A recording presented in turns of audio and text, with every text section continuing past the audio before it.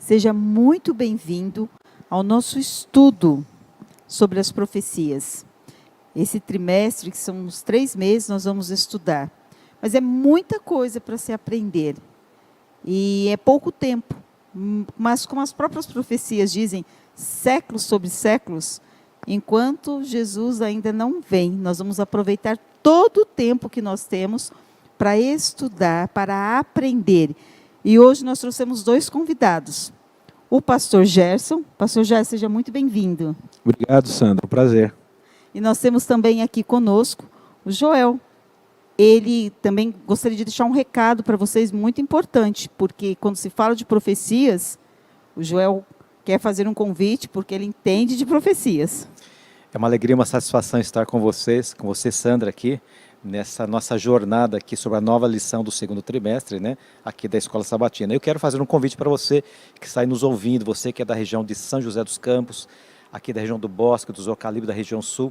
Nós temos uma classe toda especial, que é a chamada classe da Novo Tempo, e durante várias semanas nós estamos já estudando uma lição sobre o livro de Daniel, que é um livro profético. Então você está convidado. Pode estar presente conosco nos sábados, às 9 horas da manhã. Isso, então que você aproveite esse convite e venha passar conosco momentos muito especiais de bastante aprendizado. E nós somos aqui, da Igreja do Bosque dos Eucaliptos, na região de São José dos Campos. E nós trazemos como tema, pastor Joel, traz assim alguns princípios da profecia. Nós sabemos que muitas pessoas, elas temem quando a gente fala de profecias, de Apocalipse, né? Alguns estudiosos que não estudaram para alimentar com esperança a alma das pessoas, mas para alimentar com coisas negativas, né? O desespero, o medo, parece que esse livro, né? E tanto é que é uma contradição, porque o livro fala que são revelações e as pessoas parece que elas não querem ser reveladas esses assuntos. E o que me chama a atenção, e eu gostaria de perguntar para vocês, porque ela traz já, logo de início, tem uma passagem, pastor, que diz assim, quem lê, entenda. Isso é possível? Eu, Sandra, lendo sozinha, será que eu conseguiria entender os símbolos, as alusões, as imagens? Com certeza, Sandra. A gente sabe que a Bíblia, ela é um livro dado por Deus, um livro compreensível, e ela se explica a si mesma. Esse, inclusive, é um princípio da própria Bíblia, um princípio de interpretação bíblica. Eu não preciso interpretar a Bíblia. A Bíblia interpreta a si mesma. A Reforma Protestante tinha esse princípio, sola scriptura, ou seja, a Bíblia sozinha ela já dá as respostas, mas você precisa estudar. Né? Assim como tudo na vida que você quer obter conhecimento, entendimento, você precisa ir, comparar os textos, analisar bem o que está dizendo ali, comparar com outro texto e assim por diante. No caso desse texto que você mencionou, de Daniel 12, né, onde é dito quem lê entenda, isso aqui teve uma aplicação, né, foi o próprio, no livro de Daniel que foi dada essa mensagem, mas Jesus foi lá depois, em Mateus, e ele falou a respeito disso para os seus discípulos. Ou seja, olha, lembra o que o Daniel falou lá atrás? Então, quem lê, entenda, né, que isso aqui tem um significado. E eles entenderam, porque essa profecia, ela se aplicava ao momento em que a Bíblia fala que o abominável da desolação estaria no lugar santo. Todo judeu, todo israelita sabia qual era o lugar santo. O lugar santo era o lugar do templo, era Jerusalém. Então, o abominável da desolação, eles sabiam também o que significava. Era o poder que os oprimia na época, o poder romano. Então, quando Jerusalém foi cercada, os discípulos, os cristãos que estavam em Jerusalém, se lembraram imediatamente do que Jesus havia falado e do que o profeta Daniel falou. Então aqui a gente vê uma convergência entre Antigo e Novo Testamento e uma aplicação da profecia que o próprio Jesus fez em relação à destruição de Jerusalém. Tanto é que naquele cerco teve um momento, né, que o cerco foi retirado e os rebeldes que estavam dentro da cidade eles saíram atrás do exército romano. E aí o que aconteceu? No que eles saíram, as portas da cidade ficaram abertas. E os cristãos lembraram daquele outro texto que Jesus falou, né? Olha, corram, né? Fujam velozes e tal. E aí eles saíram. E logo depois veio o cerco que realmente destruiu Jerusalém, que foi o cerco de Tito. O primeiro cerco foi o de Céstio e depois o do general Tito. Mas olha que interessante, como eles entenderam aquilo, nenhum cristão morreu na destruição de Jerusalém. Então a Bíblia, ela pode sim ser compreendida. A Bíblia, ela tem princípios fáceis de interpretação que uma criança, um juvenil pode entender perfeitamente. Obrigada. O pastor Jairus colocou muito bem. A Bíblia, ela é fácil para se entender. Mas, o Joel, então me explica, por que as pessoas colocam tanta dificuldade? Sandra, essa é uma boa pergunta. Inclusive, eu quero ressaltar aqui que nós temos que ter o interesse de aprender as coisas que estão na Bíblia. Inclusive, nosso verso aqui de memorizar, que é um verso muito interessante, que eu achei que está em um livro de Jeremias, Sim. Diz o seguinte, eu vou ler a partir do o capítulo 9, é o verso 23 e o verso 24. Olha o que Deus fala para todos nós hoje. Assim diz o Senhor, não se gloria o sábio na sua sabedoria, nem o forte na sua força, nem o rico na sua riqueza. Comentando aqui sobre esse verso, Deus está dizendo para a gente o seguinte, não adianta você ter muito conhecimento das coisas deste mundo, né? Não adianta você ter o doutorado nas coisas materiais, saber muita coisa das coisas deste mundo, né? E também ser forte, né? Suportar peso, né? Ser uma pessoa forte, né? Fisicamente, né? E também não adianta você ter muita riqueza. Aí a Bíblia continua, mas você deve se gloriar nisto, em compreender-me e conhecer-me, ou seja, Deus quer que a gente conheça Ele através do estudo da Bíblia, através do estudo das profecias. Então, inclusive, o objetivo das profecias é nos levar a Jesus, né, que é a nossa salvação, que é o meio de salvação. Então, toda a Bíblia aponta para Jesus. Esse é o foco principal. Então, não adianta a gente conhecer a letra, né, da Bíblia, né, todos os fatores históricos, se a gente não conhecer Jesus, né, o principal, né, personagem da Bíblia, né, isso é muito importante, tá? Então, inclusive, essa pergunta que você mencionou é interessante porque nós temos algumas dificuldades em entender a Bíblia. Uma delas é a nossa natureza pecaminosa, né? Nós somos falhos, a nossa mente ela é muito limitada, e nós temos uma dificuldade de aprender as coisas. Inclusive, nós temos que usar as nossas características do aprendizado, que é a parte visual, a parte auditiva e a sinestésica, né? Então, ou seja, Deus nos fala através da sua palavra, que nós lemos e aprendemos, né? Nós ouvimos também a Bíblia através do áudio, né? Nos ajuda também a aprender, mas a gente aprende muito fazendo, praticando. Então, esse diálogo que a gente está tendo agora, né? Então, inclusive os nossos ouvintes estão assistindo, estão ouvindo, também ajuda no aprendizado, né? E nós temos algumas técnicas, né? A primeira técnica é o seguinte, já que a Bíblia é um livro espiritual, eu preciso pedir para que Deus me ilumine naquele momento no estudo da Bíblia. Sim. Então muitas pessoas, eu até imaginar que uma grande parte dos habitantes hoje no mundo lê a Bíblia para receber alguma informação, ou para confirmar uma ideia, né, de algum assunto. Só que nós temos que ter o quê? Pedir a Deus, ter humildade, eu quero aprender o que Deus está falando para mim através desse estudo, tá? Humildade, segundo. Terceiro, né? Nós temos que comparar um texto com o outro. Então, existem algumas técnicas, o pastor inclusive mencionou aqui no início, né? Texto contra o texto, né? Ver se está dentro de tudo aquilo que a Bíblia já revelou. Por exemplo, um profeta que falou um assunto há 300, 400 anos atrás, falou um assunto, esse profeta que já passou 400, 500 anos, não vai contradizer o que já falou há 400 anos atrás, porque o autor é o mesmo, que foi Deus, foi o Espírito Santo. Sim. Então, existem algumas técnicas. Outra coisa também interessante, tem que ter tempo, dedicar tempo no estudo, como o pastor mencionou, né? Você tem que se dedicar, né? Para poder aprender, tem que se dedicar. Então, existem algumas técnicas. Eu, por exemplo, gosto de estudar de manhã. A mente está mais clara, você ora, pede a orientação de Deus, né? E aí você está mais apto para aprender as lições espirituais. Ótimo. Você colocou bem, Joel. E aí, pastor, eu gostaria de...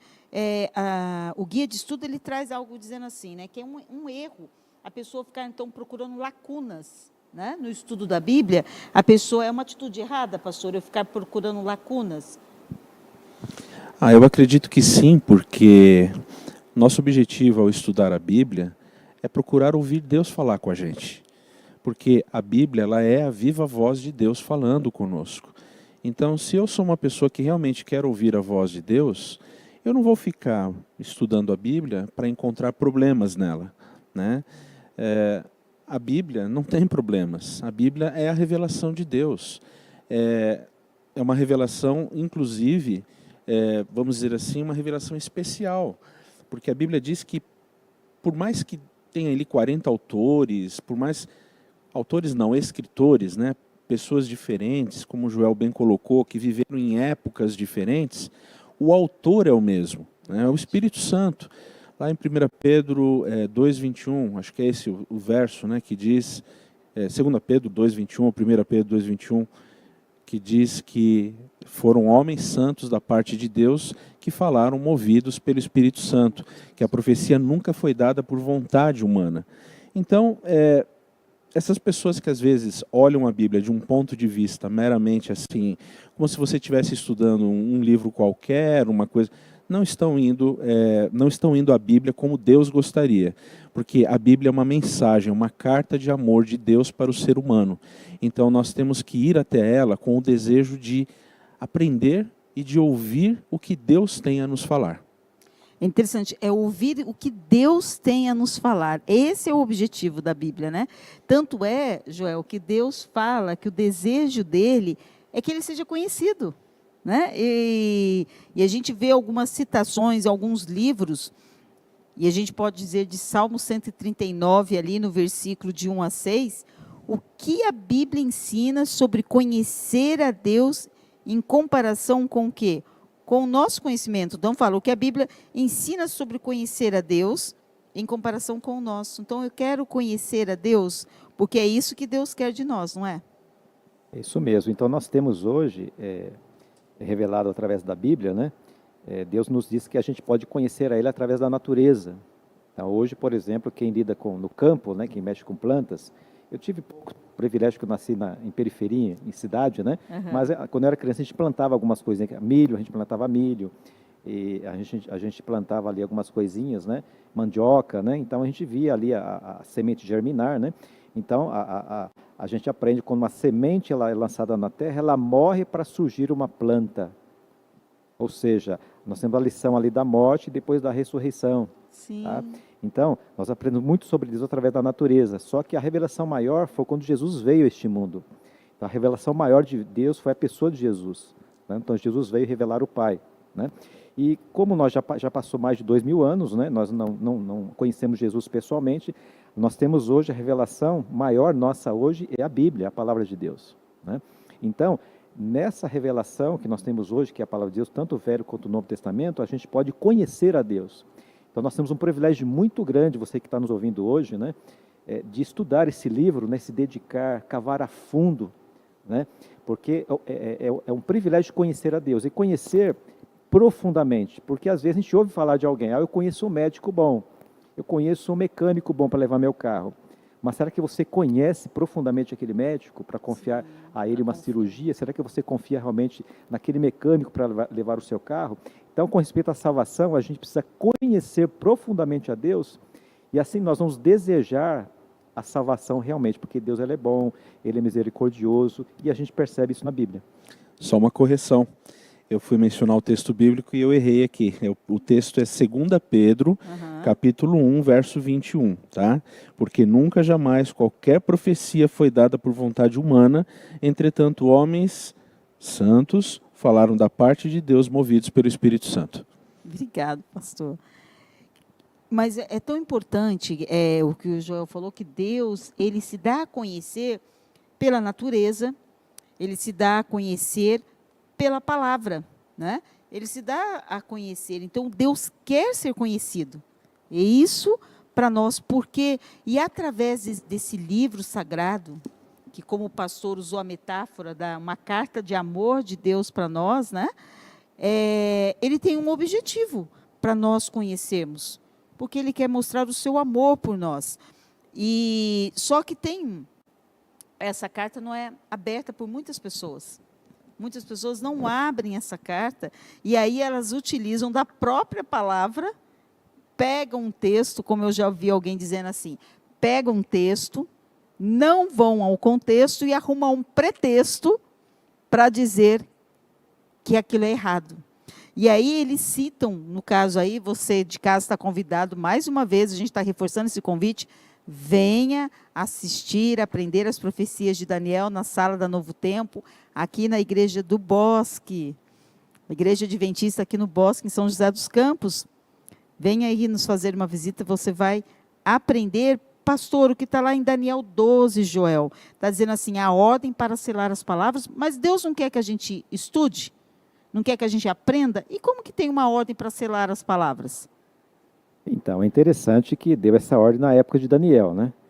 Porque Daniel, praticamente o livro, quase todo o livro de Daniel é um livro profético, né? Sim. Inclusive, a gente está estudando sobre este livro, inclusive, esta semana a gente comentou sobre o capítulo 7 de Daniel, que fala sobre os 4 animais ali da visão de Daniel, né? Então, e isso vai até a data de 400 depois de Cristo, ou seja, são profecias para o futuro.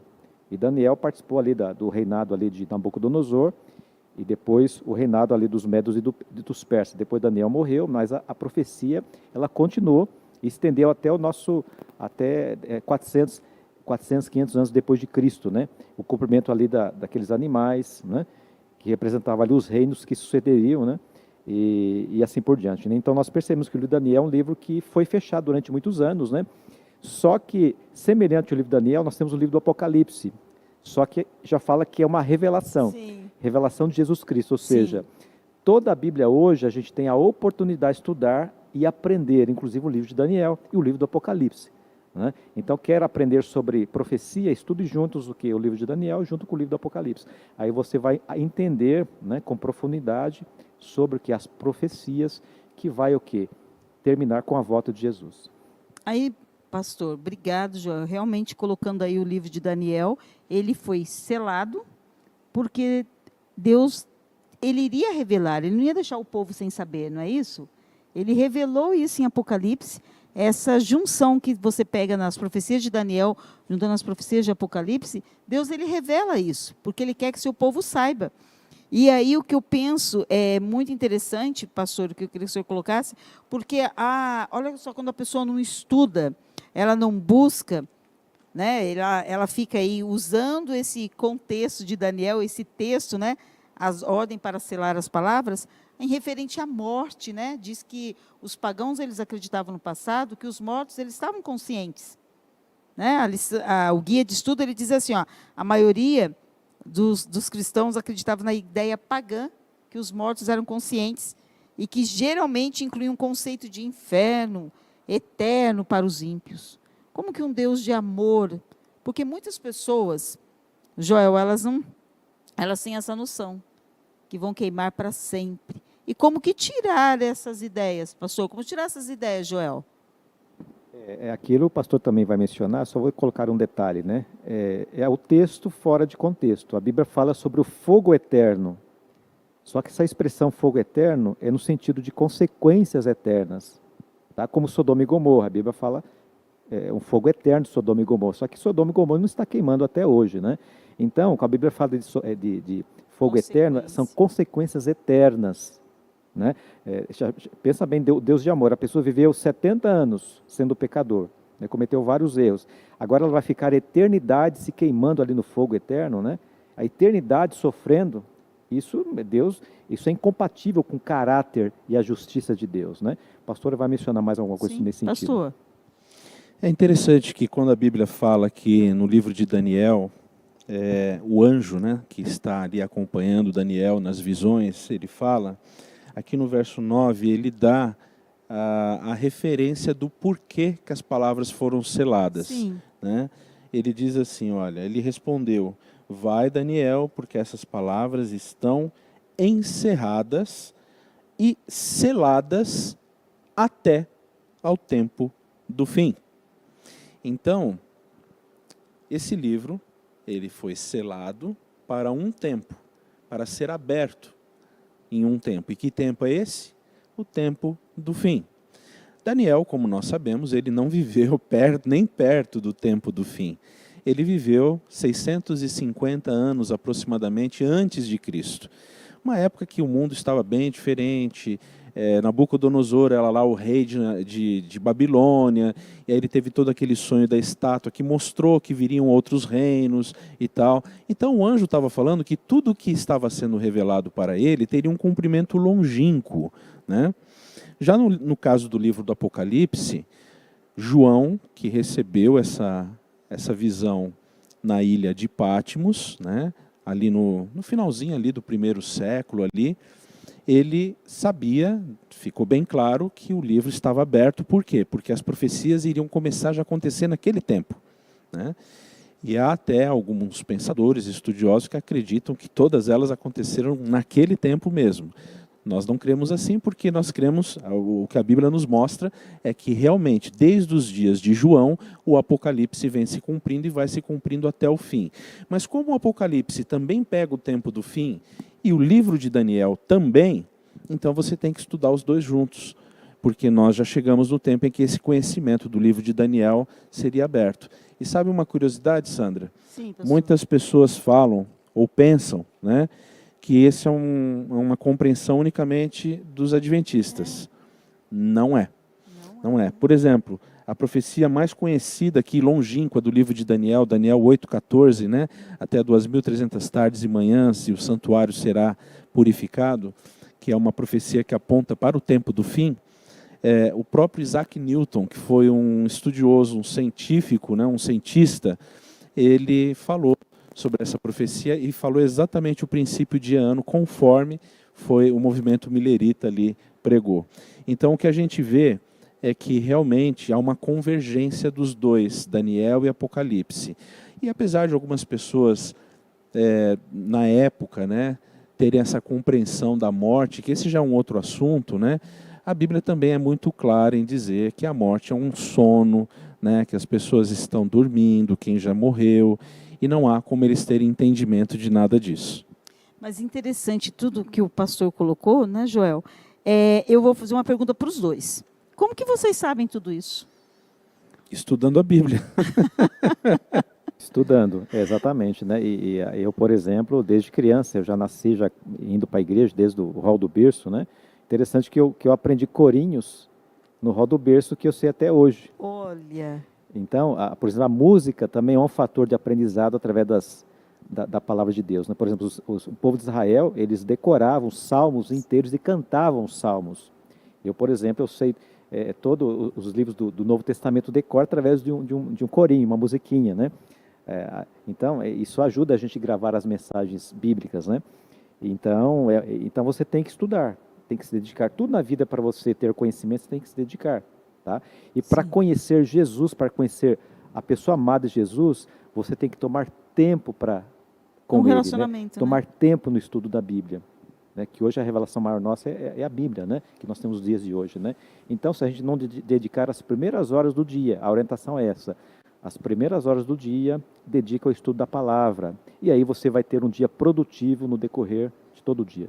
Interessante que o Joel citou aqui, rol de berço para nós são os bebezinhos.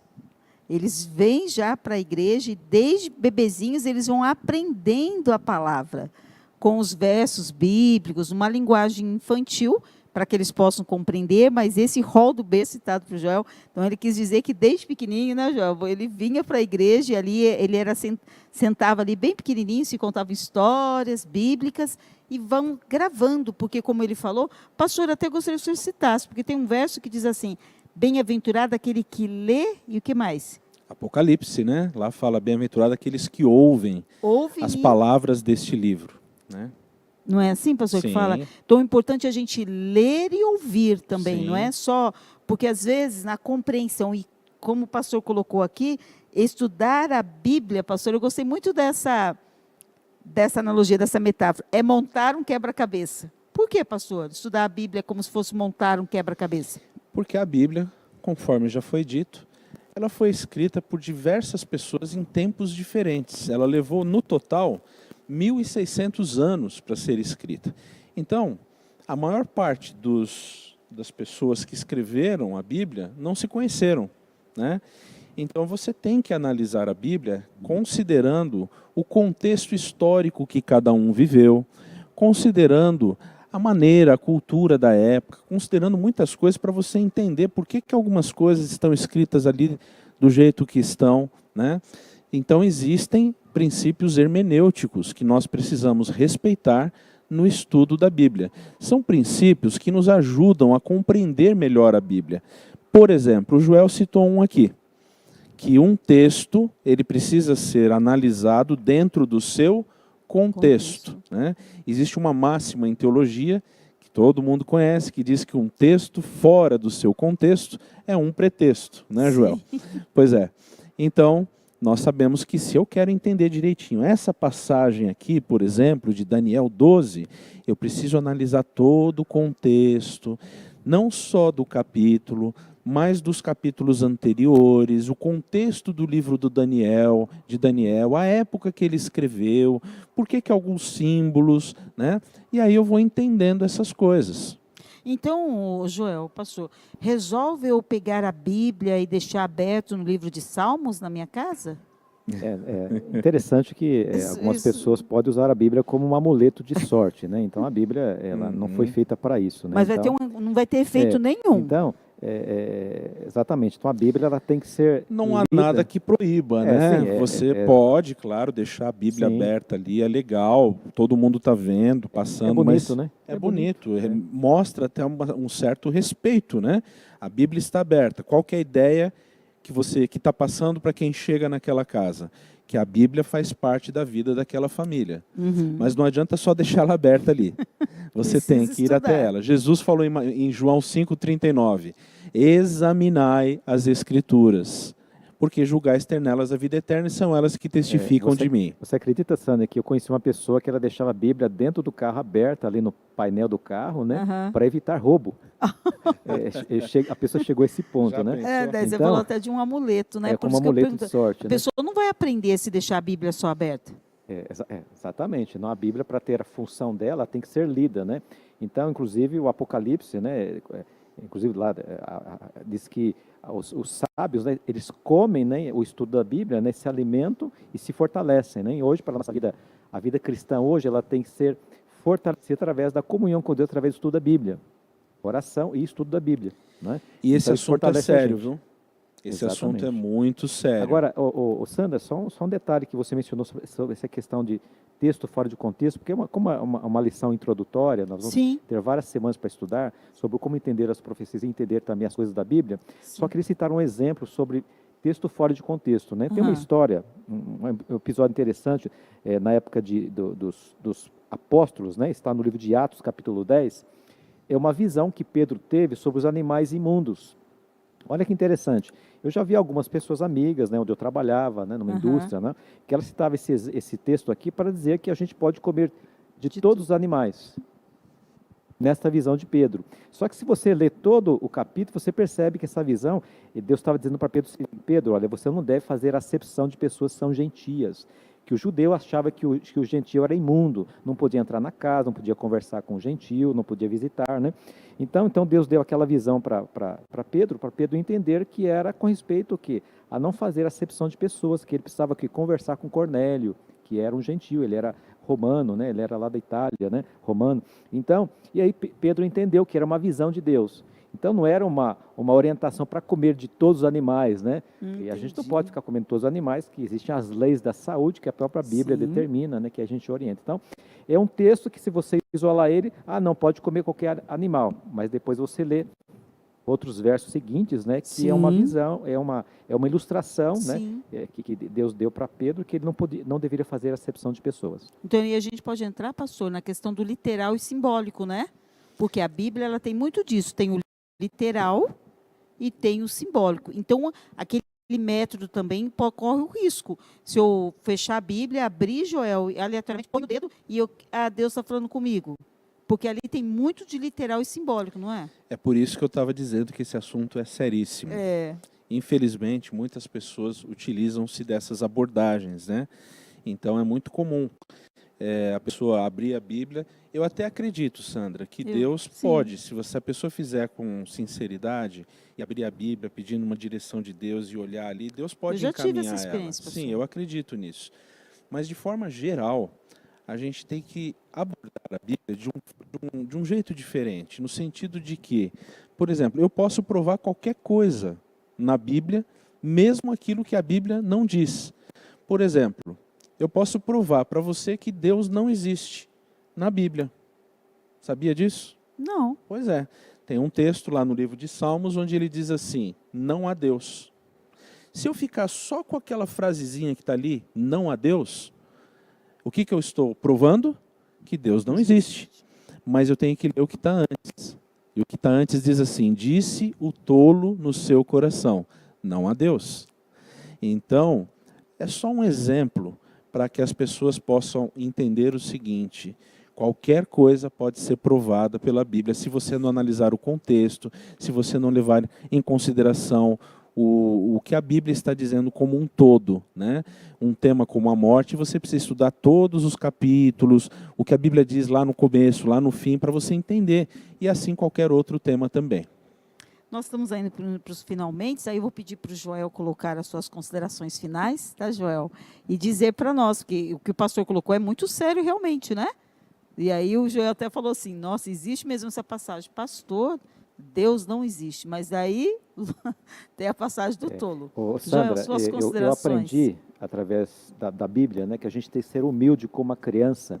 Entender o seguinte: olha, eu vou estudar essa lição, vou estudar a Bíblia com toda humildade, porque eu quero aprender o que Deus quer falar a mim através desse estudo. Eu aprendi que nós temos que ser humildes como uma criança.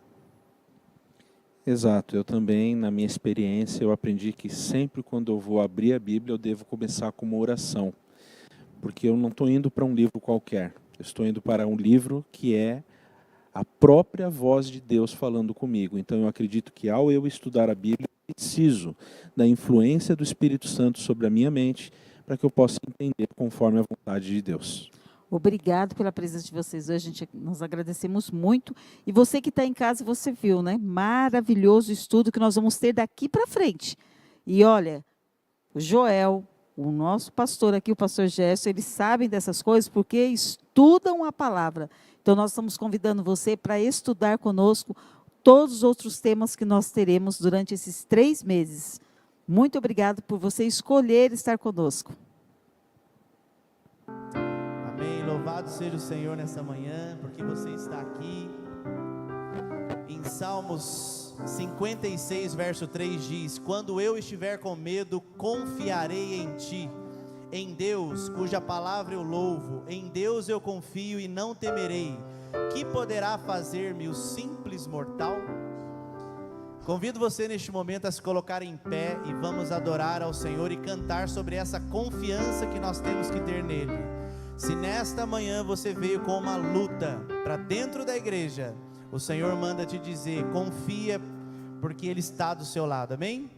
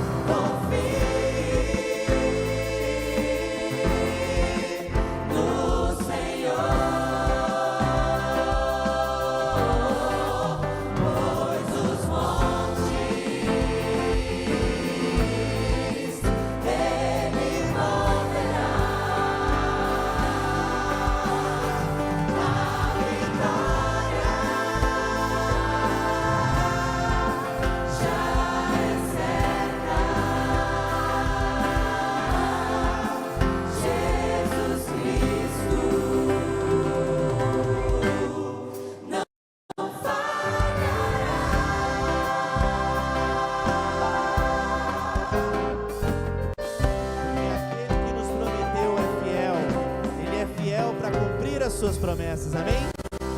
Amém. E a maior promessa que Ele nos fez é de que um dia nós estaremos juntos no lar celestial, onde não haverá mais luto, nem pranto e nem dor, porque as primeiras coisas são passadas, amém?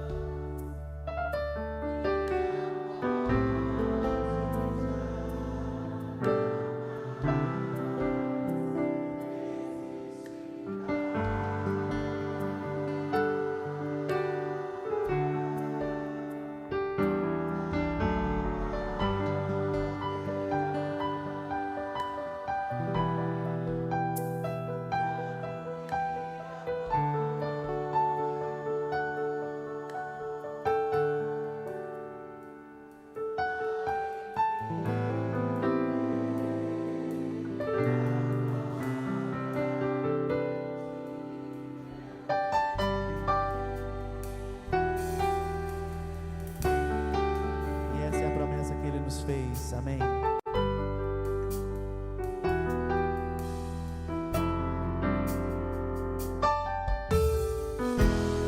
É preciso ser puro para entrar na Santa Jerusalém,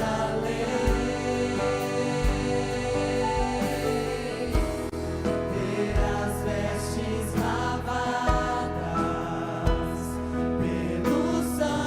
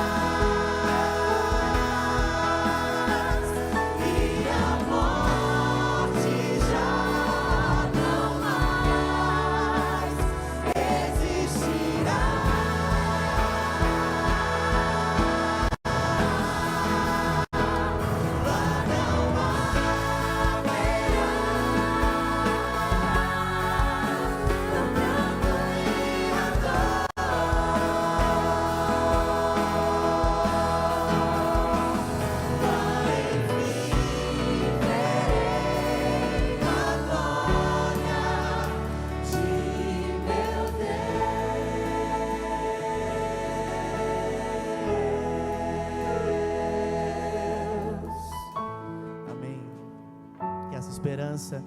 Mantenha-se firme no seu coração. Amém? Amém. Pode se assentar. Provai e vede, histórias de fé e fidelidade.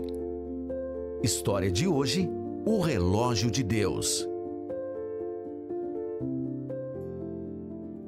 Nós já atuávamos na docência. Eu, há 7 anos, já atuava como professora aqui na Faculdade Adventista da Bahia. Tinha muito interesse de continuar os estudos, mas a gente sempre encontrou muita dificuldade em conseguir achar um programa de mestrado que pudesse se adequar à nossa realidade. E nesse tempo era muito difícil fazer mestrado, mas já era uma exigência. Todos aqueles que queríamos ter uma vida acadêmica, sabíamos que não bastava mais a especialidade como inicialmente era solicitado. E ali pelo ano de 2011 nós conseguimos a oportunidade de um programa de mestrado que normalmente oferecia suas aulas nos dias de sexta e sábado, mas naquele ano em especial, aquele programa de mestrado resolveu trabalhar com aulas apenas nos dias de sexta-feira. O problema surgiu no segundo semestre do mestrado. Nós recebemos o calendário com todos os módulos que estaríamos estudando e, para nossa grande preocupação, um módulo pequeno, curto, ocorreria em novembro e seria sexta depois do pôr do sol. Nós fomos a nossa coordenadora do programa, dialogamos com toda a equipe, tentando encontrar soluções, mas nenhuma das soluções eram possíveis, viáveis. O professor tinha uma agenda de trabalho muito difícil e ele só conseguiria se adequar a aulas na sexta-feira se essa aula ocorresse no período do pôr do sol. E ali a nossa decepção, mas ao mesmo tempo a nossa esperança de acreditar que Deus proveria, mas sabendo que tínhamos uma situação muito difícil para gerir. E aí surgiu a pergunta, e agora o quê? Não tínhamos nenhum questionamento de se isso seria uma possibilidade de estudar, de forma nenhuma. Confesso que o coração se apertou, porque já tinha sido tão difícil entrar em um mestrado, que a possibilidade de não poder terminá-lo, claro que o coração fica, preocupado. Mas a gente tinha plena convicção de que a nossa fé não ia mudar, a gente não iria fazer a disciplina ao sábado, mesmo que a gente não tivesse uma outra opção, mas nós decidimos entregar ao Senhor, confiar que Ele daria uma providência. E no mês de outubro, já um mês antes do início das aulas, depois de já termos tentado por diversas vezes vários caminhos e nada ser possível, nós estávamos ali e de repente vimos a notícia nos celulares de que na Bahia o governo do estado tinha decretado que naquele ano em específico nós estaríamos aderindo ao horário de verão na Bahia. Sendo assim, no ano de 2011, o estado entra no horário de verão e essa aula que seria depois do pôr do sol ficou antes do pôr do sol. Nunca mais. Depois dessa data, a Bahia teve novamente o horário de verão. Nós estávamos muito seguras de que, independente do desfecho, nós seguiríamos com a nossa fidelidade a Deus, mas a alegria de experimentar um milagre, assim como Deus fez com Josué no passado, que pediu que o sol parasse e para nós o sol parou e nós pudemos experimentar a alegria de vivermos um milagre mesmo em nossos tempos. Os planos da alegria de poder participar algo com colegas. Minhas colegas são muito queridas, porque ambas já foram minhas estudantes.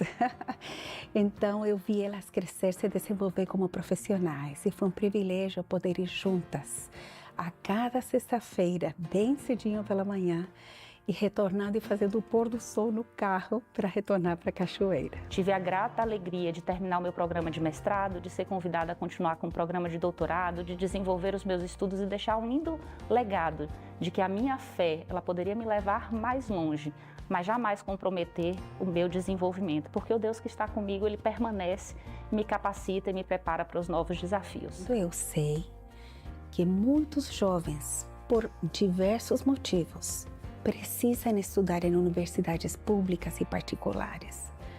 É para você, jovem, que eu quero fazer este apelo hoje. Procure ser fiel a Deus em tudo e o Senhor guiará a sua vida.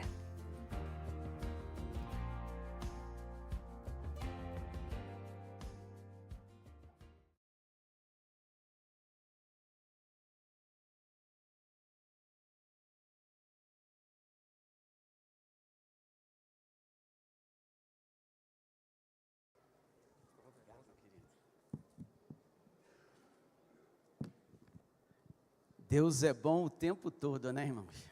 Amém? Gente, pediram para me apresentar, eu sou o Nilo, sou daqui da igreja do Esplanada, sou amigo do Lima, ele me convidou para passar o final de semana aqui com vocês.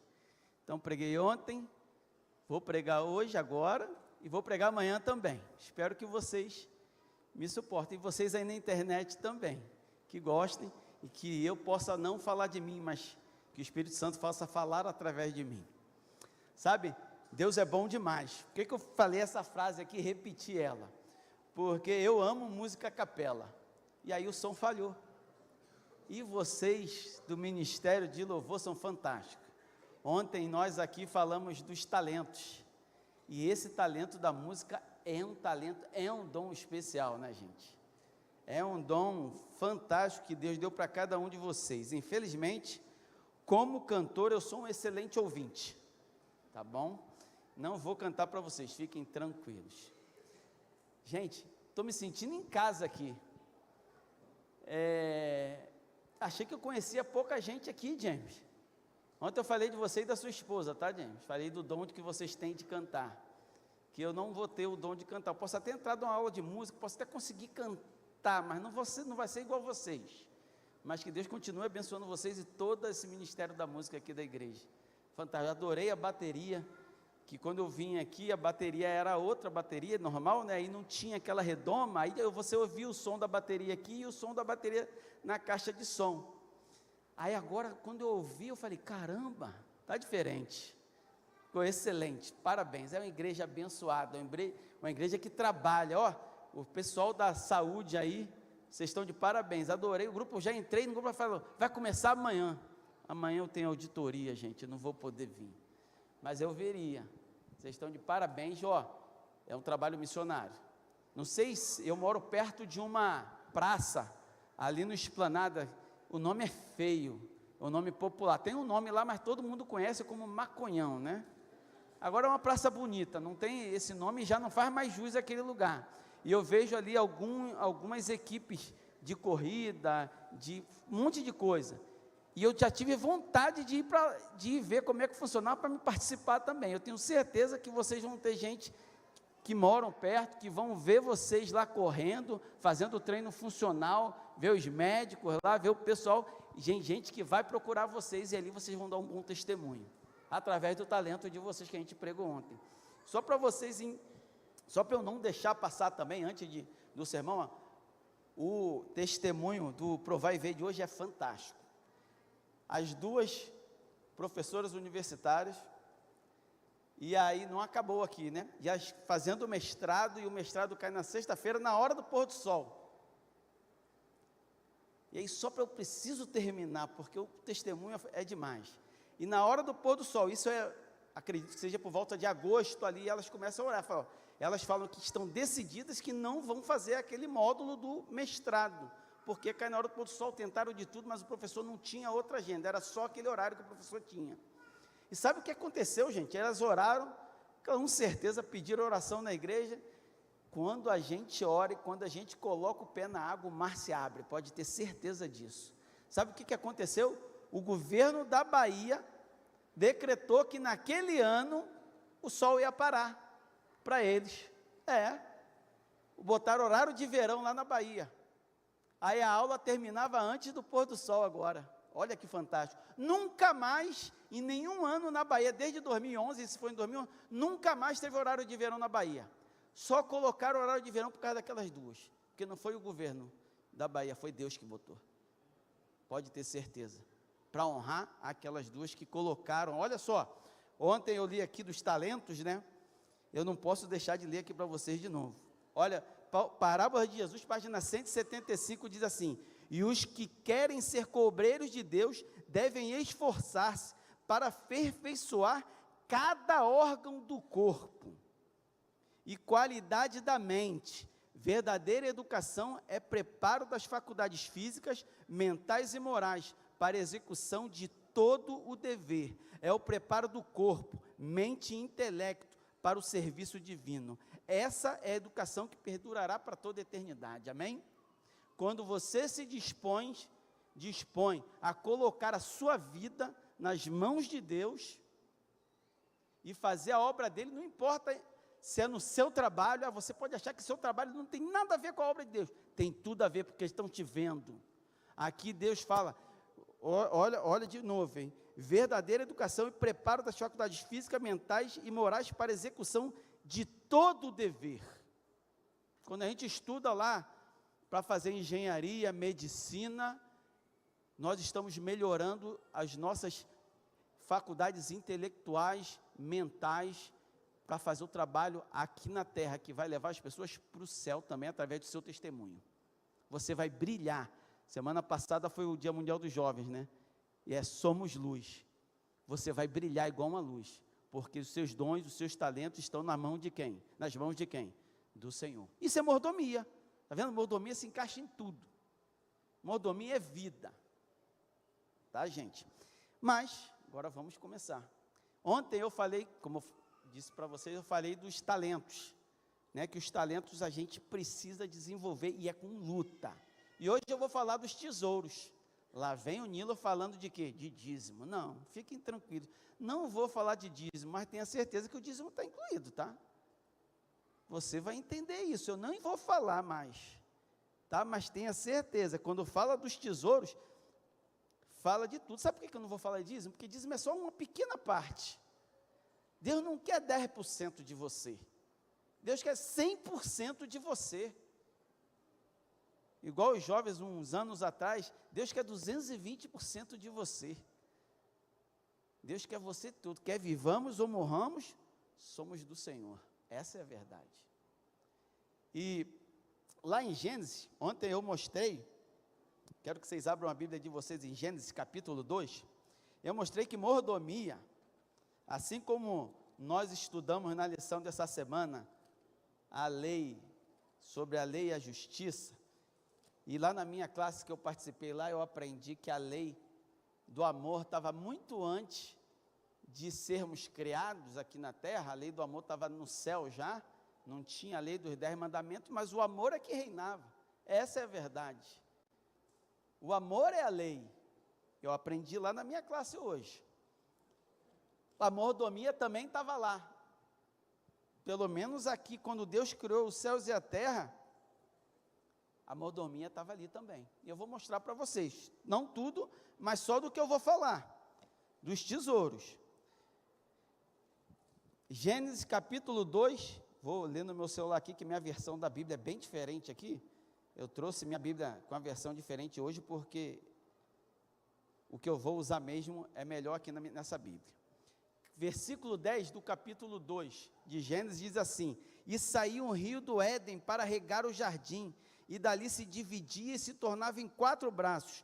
O nome do primeiro é Pison. Este é o que rodeia toda a terra de Havilá, onde há ouro. Eu queria saber onde é essa terra de Havilá. Deve ser, ele sabe, Paraupebas ali, gente? Naquela onde é a Serra Pelada ali, que tem muito ouro lá ainda, hein? E o ouro dessa terra era bom. Ali há o obidélio. Obidélio, na minha versão aqui, outra, é um produto, alguma coisa que tem um cheiro adocicado, um cheiro gostoso. Fico imaginando que cheiro deve ser igual aquilo que a gente compra, uns fiozinhos que vem de uma árvore. Agora eu esqueci o nome, que é cheiroso a beça. Sândalo, né? É o sândalo, né? Que é cheiroso, né? E aí e pedra sardônica. E o nome do segundo rio é Gion. Este é o que rodeia toda a terra de Cush. E o nome do terceiro é Idequel. Este é o que vai para o lado oriental da Síria. E o quarto rio é o Eufrates. Aqui Deus está falando dos tesouros, do que Ele criou. E aí Deus criou todo o céu e a terra. E se você for lá em Salmo 24:1, olha o que está escrito em Salmo 24:1. Que lindo, que fantástico. Quem é o dono de tudo? Até o meu dono é o Senhor, tenha certeza. Salmo 24:1 diz o seguinte: ao Senhor pertence a terra e tudo o que nela se contém, o mundo e os que nele habitam. Então, tudo é do Senhor, até eu e você. Quando a gente fala de mordomia, se refere a mordomo. Então, nós somos mordomos. Se tem um mordomo ou vários mordomos, tem também o quê? O Senhor. Porque se não tiver o Senhor, não tem mordomo. Eu sou o Senhor. Nós somos os mordomos de Deus aqui. Então, eu gosto de pensar que eu não sou dono, mas o meu Senhor é dono. Então eu posso tudo, posso todas as coisas. Por quê? O Senhor é o dono, é meu Pai, mas eu tenho que cuidar bem. Embora a gente possa fazer qualquer coisa, né, com o que Deus deixou para a gente, nós vamos ter que enfrentar as consequências daquilo que fizermos, certo? Nós vamos ter que prestar contas a Deus, essa é a verdade, nós vamos ter que prestar contas a Deus. Mas, como eu quero falar dos tesouros, eu quero falar da avareza, da ganância hoje.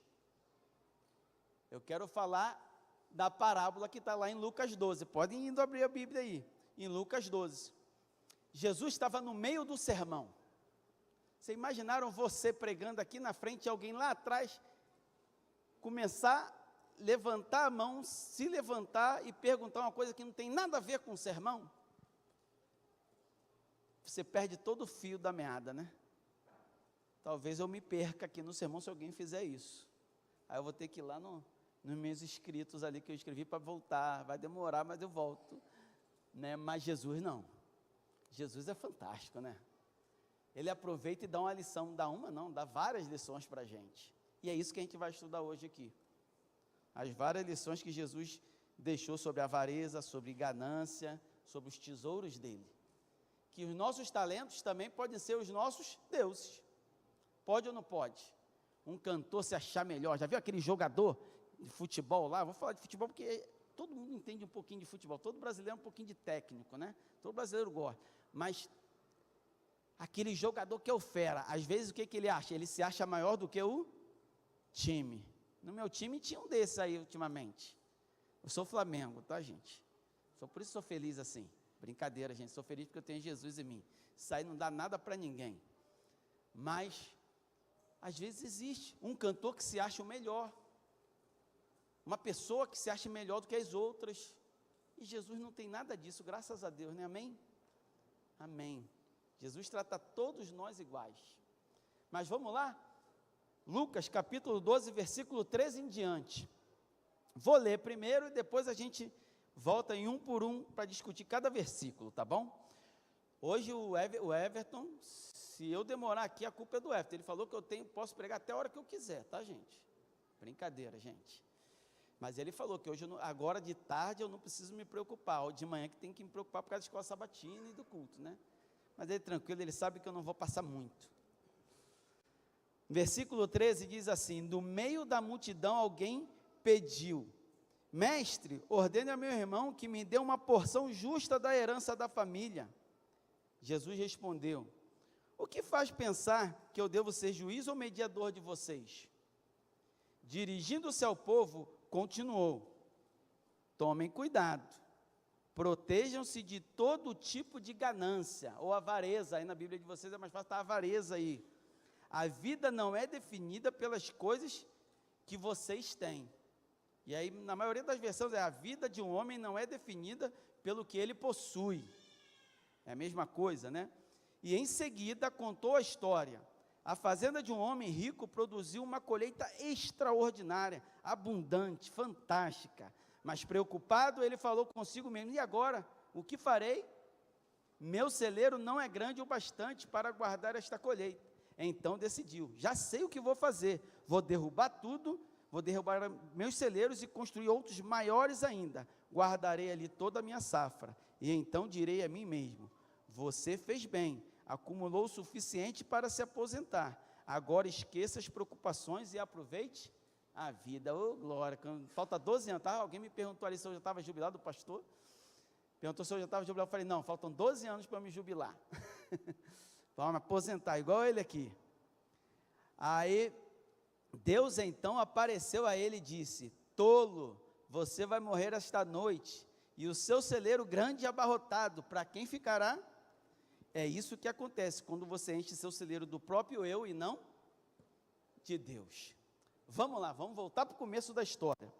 No meio da multidão, versículo 3, no meio da multidão, alguém levanta a mão e pergunta: Senhor, fale com meu irmão para me dar a minha parte da herança. Isso aí dá um conflito para a gente aqui, porque no nosso costume não é esse, a nossa cultura não é esse, não é essa, né? O pai falece e o que ele faz? Ele divide os bens irmanamente, né?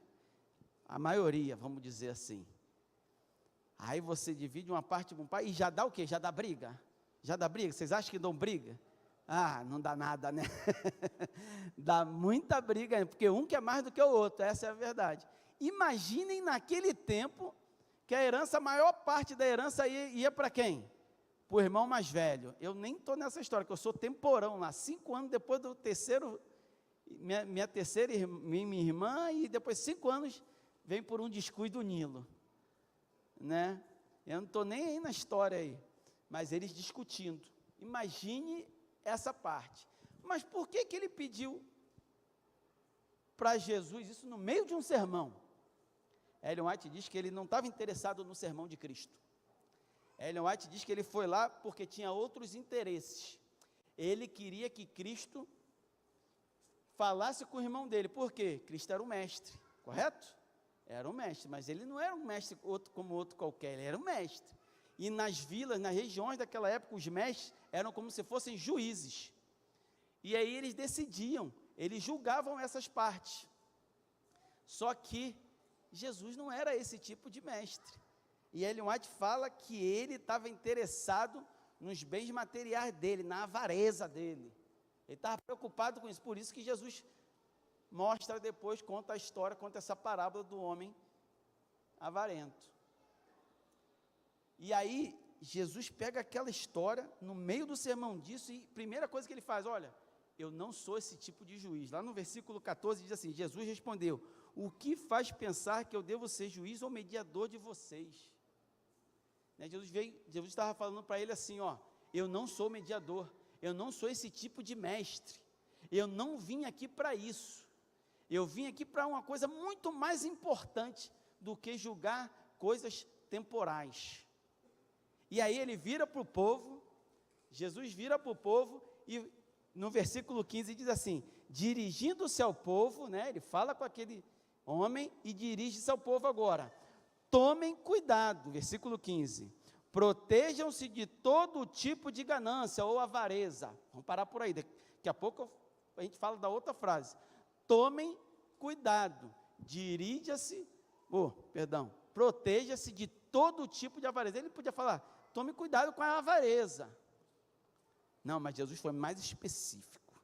Jesus falou, tome cuidado com todo tipo de avareza. Sabe por quê? É muito fácil eu e você olhar esses escândalos de corrupção que tem aí em Brasília, aonde quer que seja, São Paulo, Rio de Janeiro, lá no meu Rio de Janeiro, né, já perceberam que eu sou carioca, né? Preciso falar, só quando eu abro a boca, todo mundo já sabe.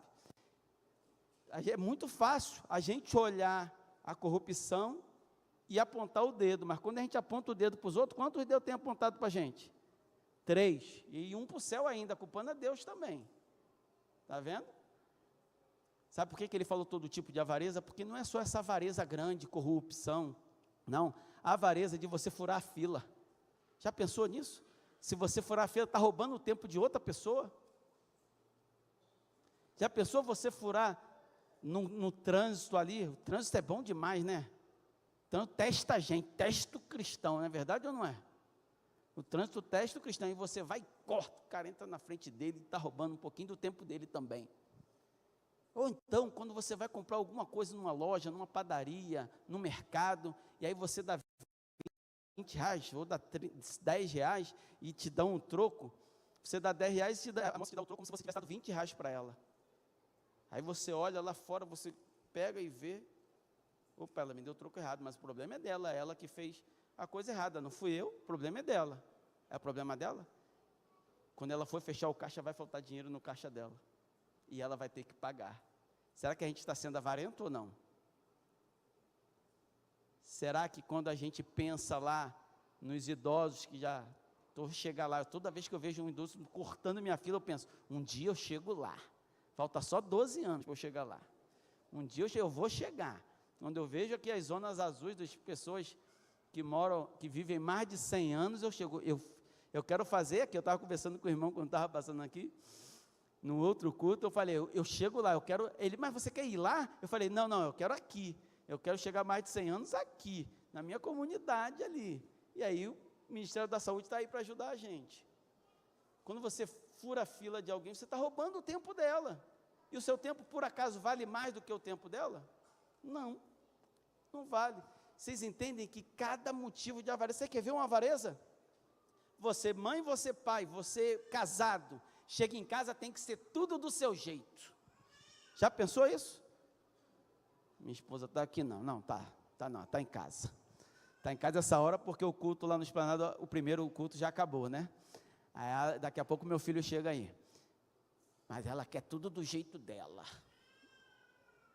Será que não é um tipo de avareza? Por que eu tenho que fazer tudo do jeito dela? Mas na casa eu concordo, sabe, gente? Porque eu não gosto de fazer nada em casa. Eu faço por amor. Eu brinco com ela que eu faço por amor, porque eu a amo. Viu, maridos? Tem que fazer por amor. Não interessa se você gosta ou não. Tem que fazer. Eu, hein? Oi?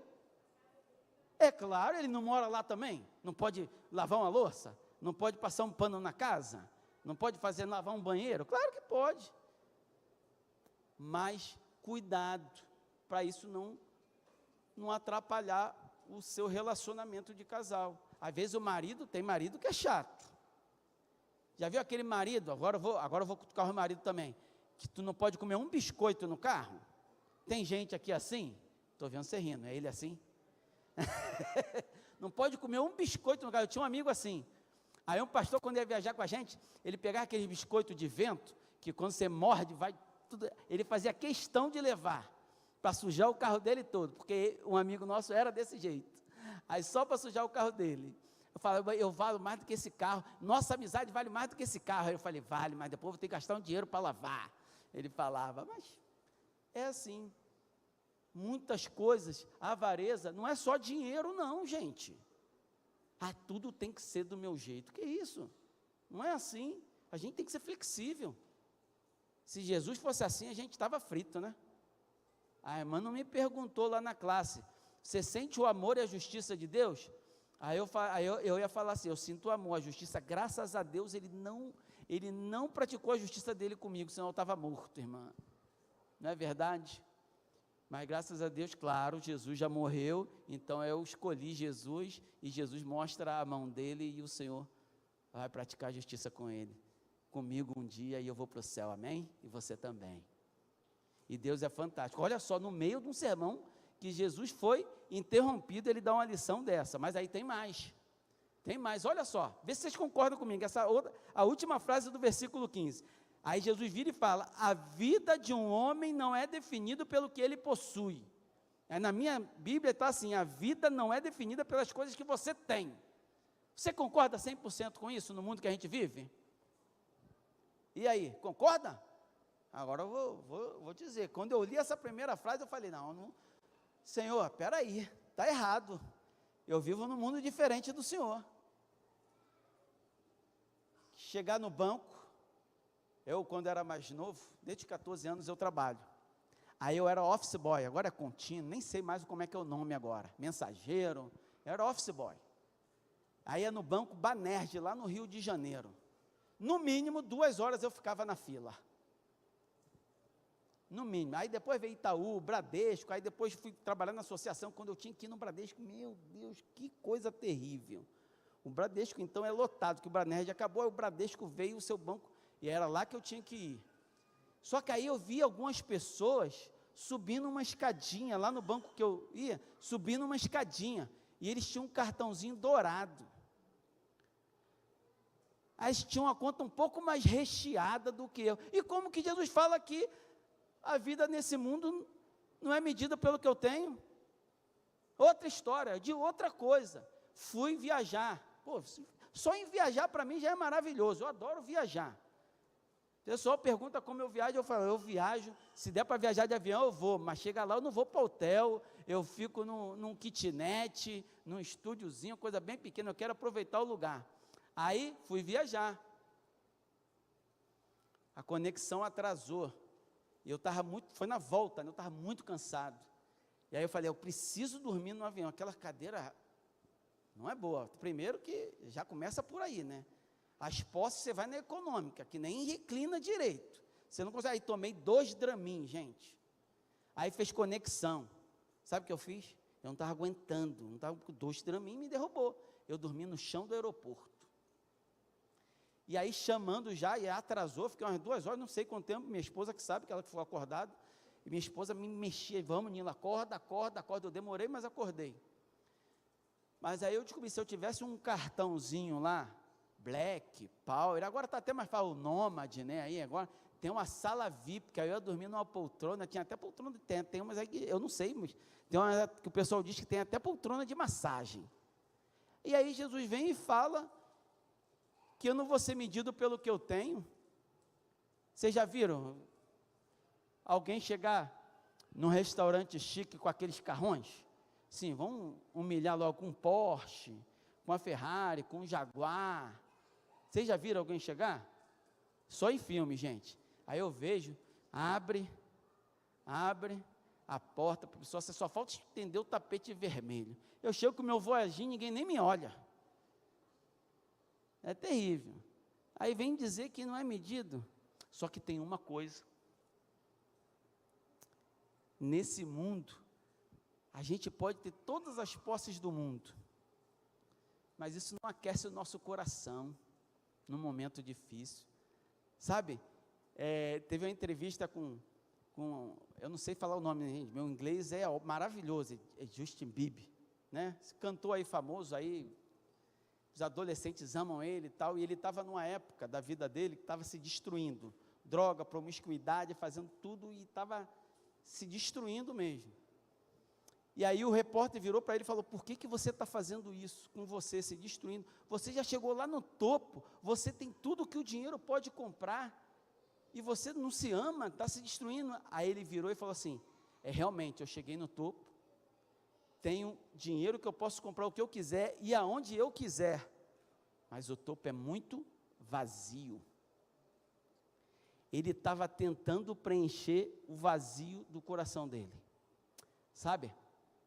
Quando Jesus estava falando aqui, que a nossa vida não se mede pelos nossos bens, ele não estava falando dessa vida material. Sabe por quê? Porque quando acontece alguma coisa triste, minha mãe faleceu há 3 anos atrás, eu tive o privilégio de ficar os últimos 2 dias com ela no hospital. Quando eu cheguei lá, ela ainda me reconheceu, eu li a Bíblia para ela e ela falou um amém, sabe, poderoso, que eu nunca vou esquecer. Aquele amém vai estar quando Jesus voltar. Jesus vai trazer ela de volta para mim. Isso aquece meu coração. O que aquece meu coração é esperança. Não é o carro que eu tenho. O carro que eu tenho não vai aquecer o meu coração numa hora triste dessa.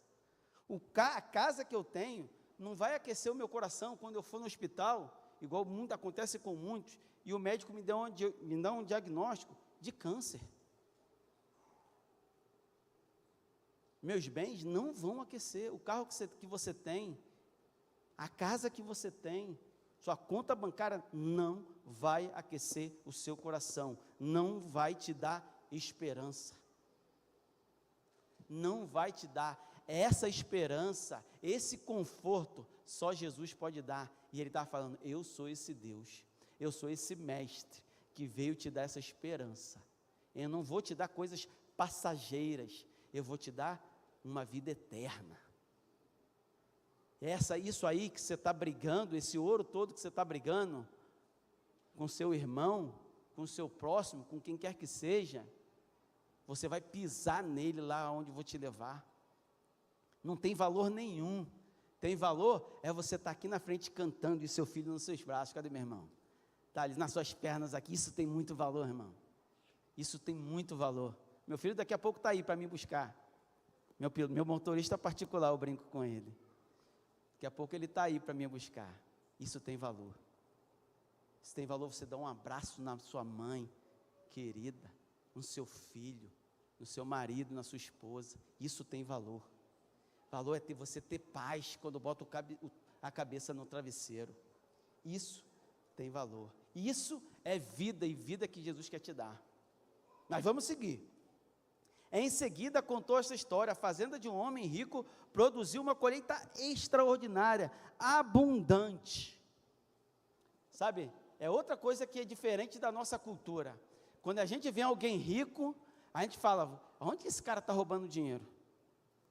É a cultura da gente, nós fomos ensinados a isso, que alguém para ser rico tem que tirar de alguém. Tem uma pessoa para ganhar dinheiro tem que tirar de outro, e não é verdade isso, a gente sabe que não é, mas a nossa cultura coloca isso todo dia na nossa mente. E aí aquele homem, quando Jesus fala assim, e o homem colheu a colheita dele foi fantástica, abundante, que ele não tinha mais aonde colocar. As pessoas sabem o que pensavam? Deus estava com ele. Sabe por quê? Não tem como a sua colheita ser abundante sem o Senhor não mandar o sol, não mandar a chuva na medida certa. Não te dá sabedoria para você plantar na hora certa e colher na hora certa. Se o Senhor não te abençoar, você não estaria aqui hoje, bem vestido, não iria para casa almoçar uma comida gostosa, ou aqui, não sei, o Ministério da Cozinha, ou o Ministério abençoado. Falei, a senhora falou ontem no Ministério da Cozinha, a menina agradeceu o Ministério da Cozinha. Eu tenho que agradecer todo dia o Ministério da Cozinha. Meu amigo ali que estava do meu lado, não pode faltar o agradecimento do Ministério da Cozinha. Ei, Ministério abençoado. Quantas vezes você já ouviu a história de que com um pão, com um bolo, foi quebrado o gelo em um apartamento que era inimigo, que as pessoas viviam brigando. E aí você vai lá, leva um bolo, fiz um bolo, trouxe para você. Quebra o gelo, quebra tudo, vira amigo e amigo de Jesus.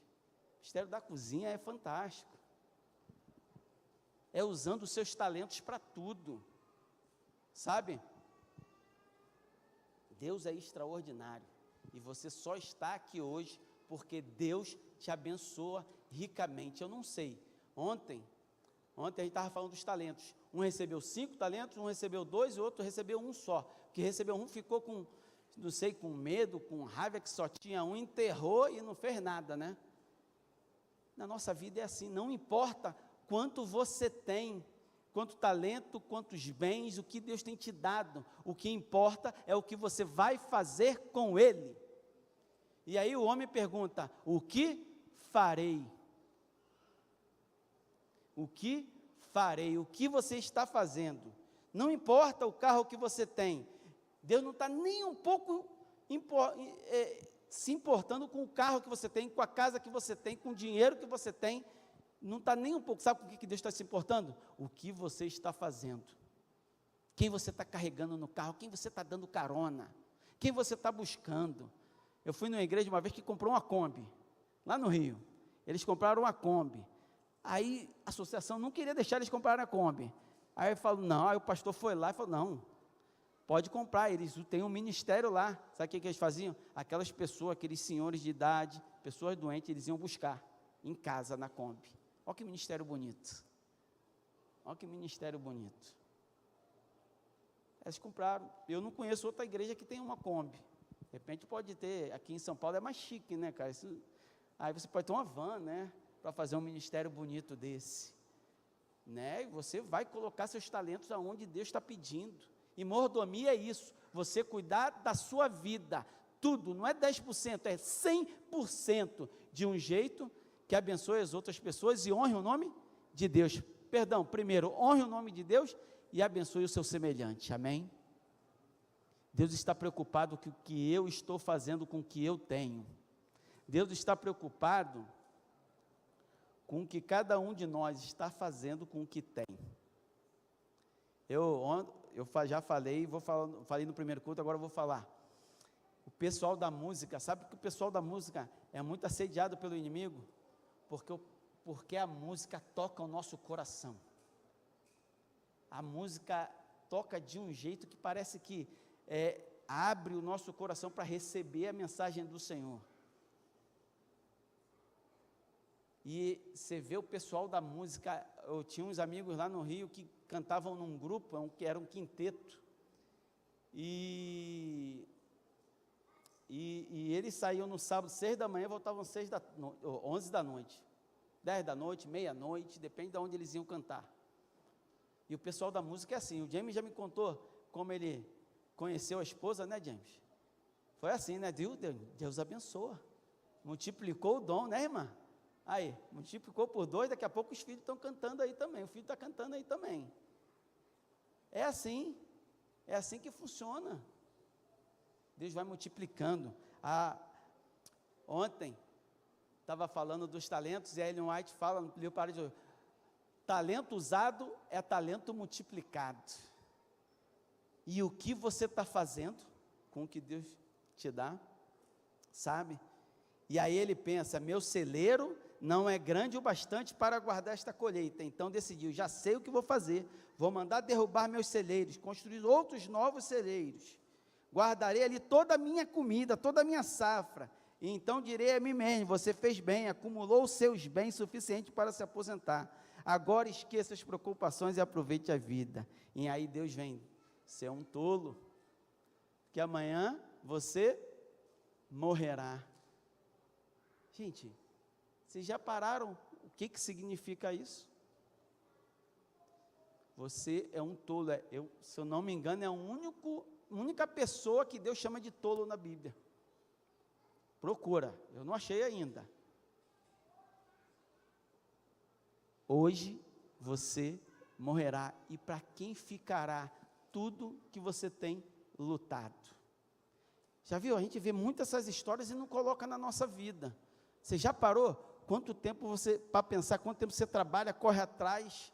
Não, porque eu quero o melhor, aí a gente inventa que é o melhor para a família, que é o melhor para os filhos, e o filho está lá sozinho, não tem tempo para nada.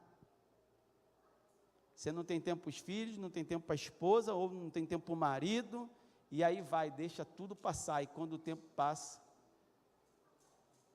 e aí tem uma historinha aqui na minha Bíblia, que diz que o diabo e seus anjos malignos estavam reunidos para saber o que eles fariam, para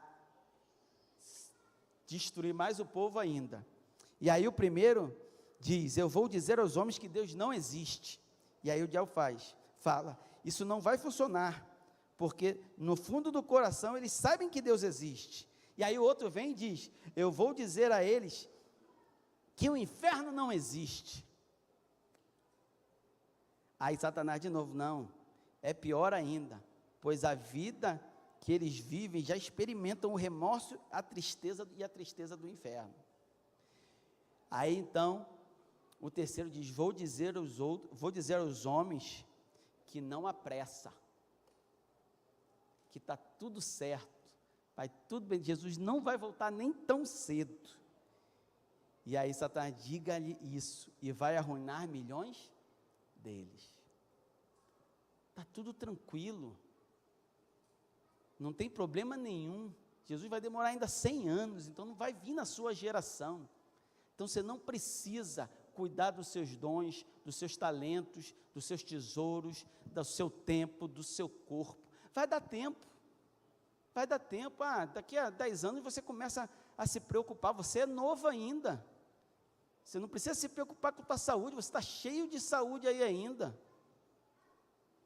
não precisa se preocupar, só que eu não sei se voltando para casa agora, eu vou chegar em casa, eu não sei, e aí Jesus já voltou para mim, vocês percebem?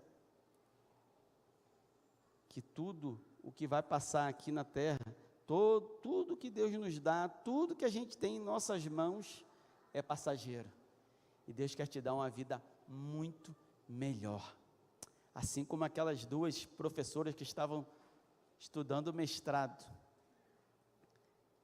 e a aula era na sexta-feira à noite, e elas, não, nós não vamos, elas colocaram o pé na água, vocês também precisam confiar, sabe, Deus não quer 10%, 15%, e Deus quer 100% de você, só que às vezes a gente fica naquela luta, naquela angústia, e é uma luta mesmo, é uma luta, confiar 100% nas mãos do Senhor, mas eu quero pedir para você hoje, confie,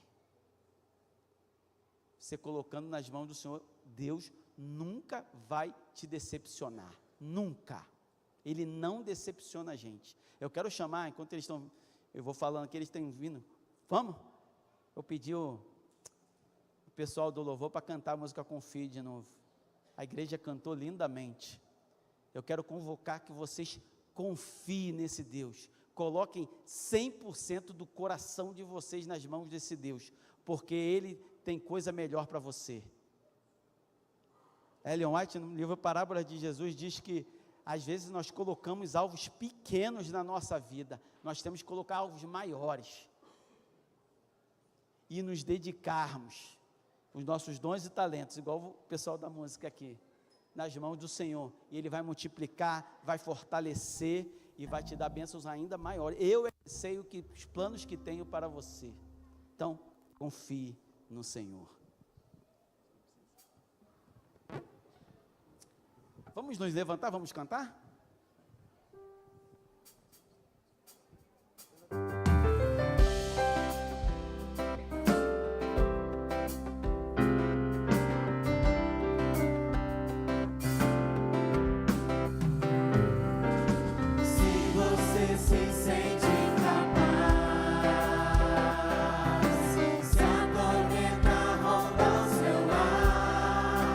Não se esqueça.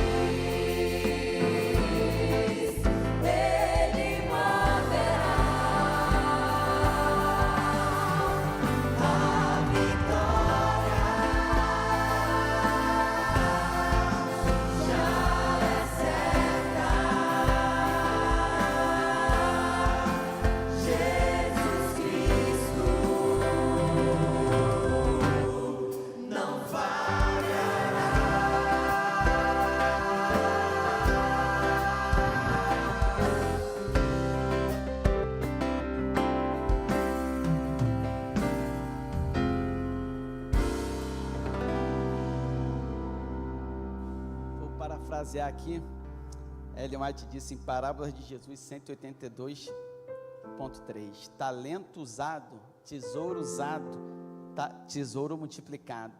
O êxito não é o resultado do acaso, nem do destino, é a operação da providência de Deus, a recompensa da fé e descrição, da virtude e do esforço perseverante.